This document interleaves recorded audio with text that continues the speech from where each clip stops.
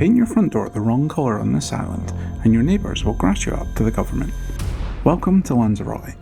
The flawless whitewashed look isn't a happy accident. It was forced through by one guy who held the entire island hostage to his own personal taste.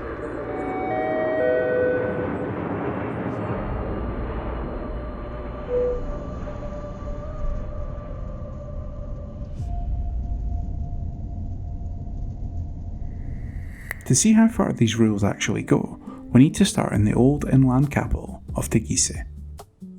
Looking around here, pretty much every single building is stark white with a green trim. How did one man become so influential that he was able to force an entire island to look like this? The answer lies in the 1960s. Spain was still under the dictatorship of General Franco, and the artist behind all this, César Manrique, found a rather convenient loophole. He didn't really have a relationship personally with Franco, but his friend did, and he was appointed basically the leader of Lanzarote by the Franco regime. There is a strange irony in what Manrique was trying to do. His friend was the most important person in Lanzarote, had the full power of the Franco dictatorship behind him to avoid any votes, any democracy in enacting his policies. So he used the power of the dictatorship for good. He worked with the government of the island and mandated basically an entire colour scheme and lots of rules on what you could and couldn't build. So houses all have to be painted white. Inland towns should be a green trim or natural colours, so there is a colour scheme. So dark brown, like this door here, is acceptable. Black is another colour that was allowed. The other exception is natural stone. So how do they enforce these design rules? They actually rely on neighbours reporting each other. So if you go and paint your house pink, one of your neighbours will call the government and you'll be ordered to change it and be hit with a fine. The white has practical benefits. It's a very warm, very sunny place. White clearly reflects heat. So there is some method to it. So with the government backing his colour scheme, Manrique set his sights on an even bigger threat. The cheap concrete mega resorts popping up all over the rest of Spain. To stop that happening here, he decided to play hardball. He would put Lanzarote on the map, but only if they played by his rules. To understand how he had the audacity to pull this off, you have to look at his house. He used it as his headquarters, and he didn't exactly settle for a standard semi-detached. So he was hugely influential and actually held the government here to ransom. He threatened to move off the island where he was born. He was born here in Arrecife if they didn't agree to his ban on billboards and ban on high-rises on the island. And you might think, why would they care? Why would they care about this one guy leaving the island? He was rich. He had rich friends, including King Hussein of Jordan. They didn't want to lose one of the island's most important residents, so they agreed. Wow. So the total complex here is over 3,000 square meters of space. And the architecture is like integrating human luxury, like this, into this like amazing dark volcanic rock. It's so cool.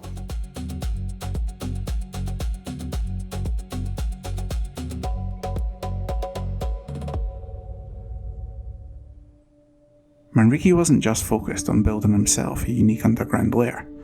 He wanted to weave human life right into this pretty harsh volcanic rock. He'd look at the ugliest, most abused bits of the island and see something good.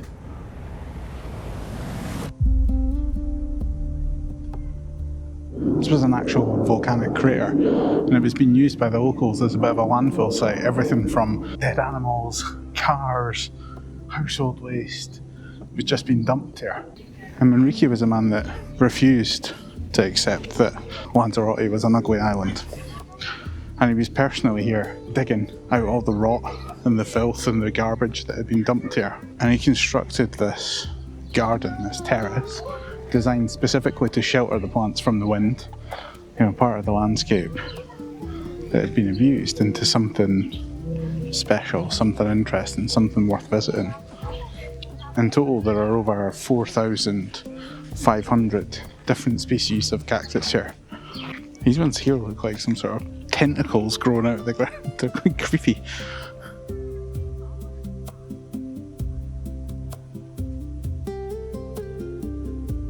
Right, this is my spirit cactus. It's like wacky waving arm inflatable Superman cactus. Look at it. Look, it's like whoa. It wasn't just about sprucing up old craters. Some of his most impressive work actually happened underground. Just up the coast, he got hold of a collapsed section of a massive lava tube and turned it into something straight out of a James Bond film. It's called Jameos del Agua. It's a brilliant subterranean club where art, nature, and some very weird wildlife all mesh together. So the idea behind this place is you're not supposed to. It's supposed to be like human design, art, and nature all intertwined. There's a blind crab that lives in the water here. It doesn't live anywhere else in the world. I don't know if I'm the one that's blind, but I can't see these blind crabs. Unless they're tiny. I'm expecting them to be quite big. Blind albino crabs. Right, it's these tiny white things. They're tiny though.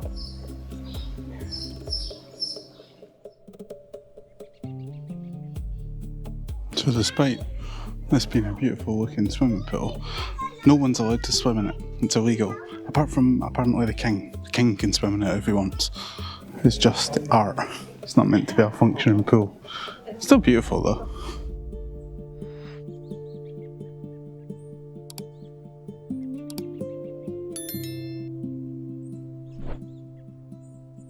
You'd be totally forgiven for assuming that every decent bit of architecture on this island was Manrique's doing.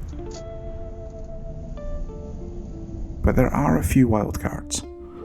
Just outside Teguise is this place carved right into the side of a cliff. So you might look at it and think it's another one of Manrique's, but it was actually his right-hand man, Jesus Soto. And the story of how it changed hands is pretty legendary.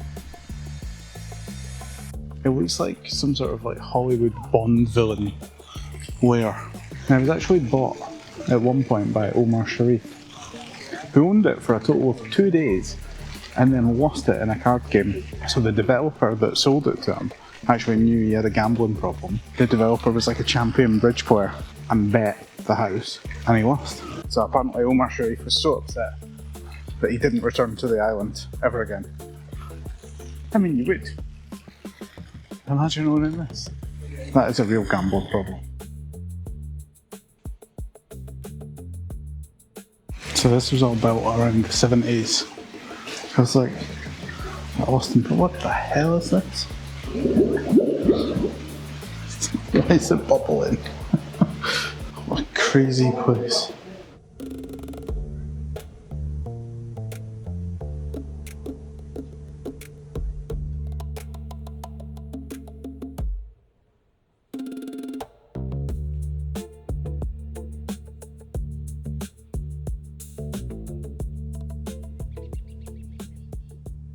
While Lagomar played nice with the island's aesthetic, down in the modern capital of Arrecife, there is one massive, glaring exception.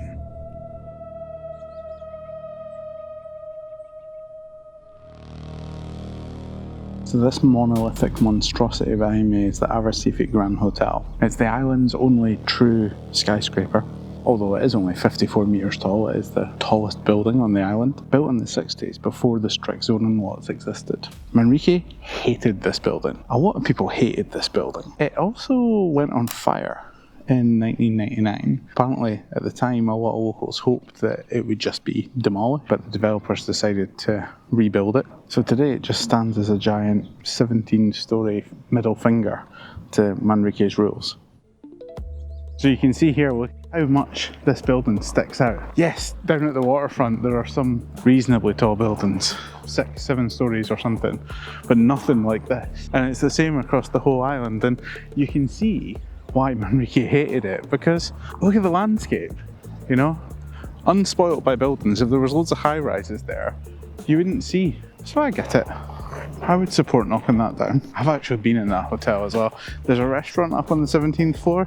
It's not that great, honestly. But that towering hotel isn't the only issue in the capital.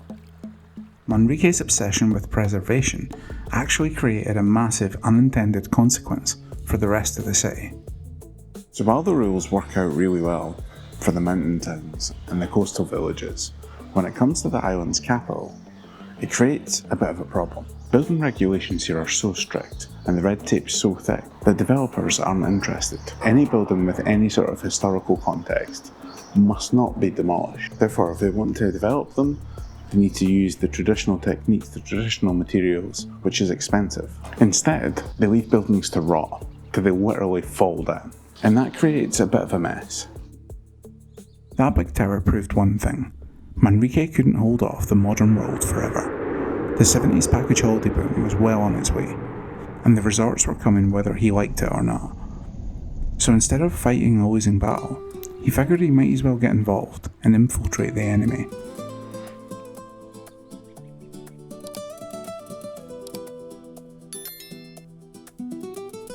This is where Manrique's vision had to collide with the 1970s holiday boom. Manrique knew he couldn't stop the hotels from coming, so he decided to get involved. Look at the architecture here. This was a purpose-designed resort. No high-rises, no towering concrete. He forced mass tourism to wear this Canarian outfit. This is the ultimate compromise. For the thousands of British families that come here, it just looks like a safe, beautiful Spanish village. They might not realise they're sitting inside a massive island-wide art project designed to protect Lanzarote from becoming just another concrete coastline. It was a pretty smart move. Honestly, he saved the island. But the irony, his nice, carefully curated home became so heavily marketed to tourists that he eventually had to run away from them. He ended up retreating inland, up into the Valley of 1,000 Palms.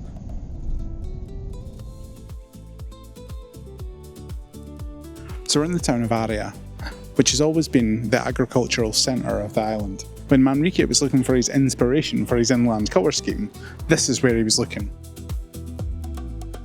Ironically, the aesthetic he'd created for his island had started to attract a lot of tourists, and he wanted to get away from them. So he came here inland in the valley to Haria and built himself a house.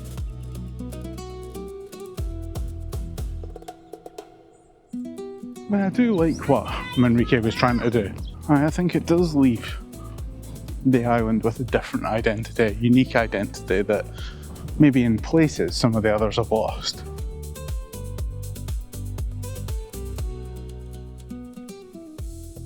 So the question is, was Manrique a visionary or a dictator of taste? Honestly, probably a bit of both. Even in the bathrooms, right? When you're standing, you've got this view out here. How cool is that? I don't know if toilets were one of Manrique's things, but all the toilets in all these Manrique facilities all have something interesting in them.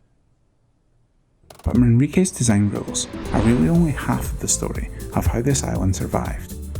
To understand the raw, blackened landscape he was fighting to protect, you've got to look at the apocalyptic event that nearly wiped this place off the map completely. To do that, we're going to walk right into the middle of the volcano where it all started. To make sure you don't miss that, give this video a like, subscribe, and hit the notification bell. Cheers, see you soon.